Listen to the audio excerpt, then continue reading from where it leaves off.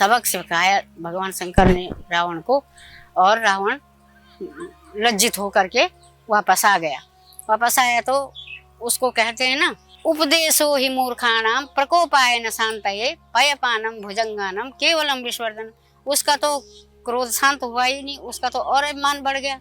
उसने कहा कि मेरे को लज्जित कर दिया। तो उसने, जिस प्रकार सांप को दूध पिलाने से उसका क्रोध बढ़ता है लेकिन घटता नहीं है, और घायल शेर जैसे और भी खूंखार बन जाता है, उसी तरह रावण भी बन गया। तो रावण ने अपने निशाचरों को, सारे निशाचरों को कहा कि तुम जाओ और सारे जहाँ जहाँ देवताओं के यज्ञ हो रहे हैं, तप हो रहे हैं ऋषियों द्वारा, वो सब विध्वंस करके आ जाओ।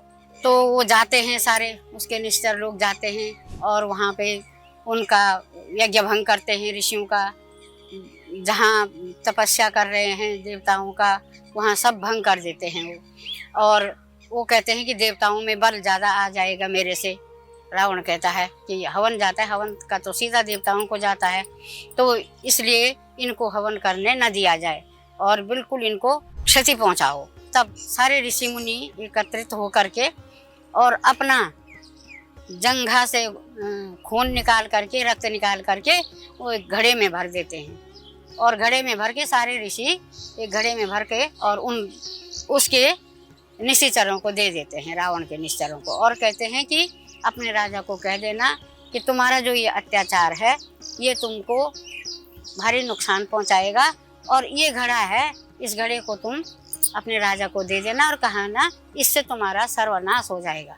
अब वो आते हैं उस घड़े को लेकर के, और तब रावण के पास पहुंचते हैं तो रावण डर जाता है।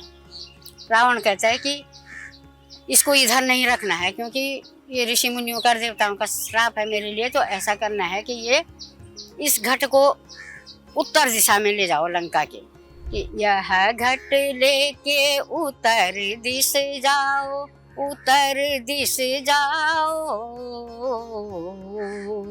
यतन समेत वहाँ गढ़ आओ, वहाँ गढ़ आओ। अब वहाँ से उत्तर दिशा में जनकपुर पड़ता है, तो वो जनकपुरी में ले जाते हैं उसको और वहाँ गाड़ देते हैं।